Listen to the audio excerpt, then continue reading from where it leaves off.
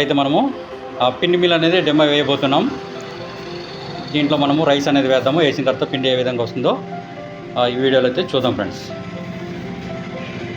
Okay friends, ఇక్కడ మనం అయితే రైస్ అనేది వేసాము. పిండి ఏ విధంగా వస్తుందో చూద్దాం వీడియోలో.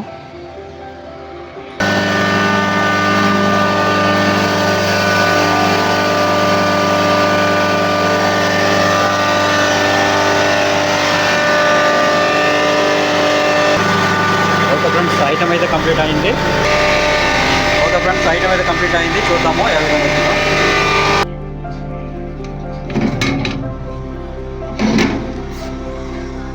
చూడండి, ఇంకా నెంబర్ 2 పెట్టాం కదండి, ఈ నెంబర్ 1 పెట్టుకుంటే ఇంకా మీదకి వస్తామన్నమాట.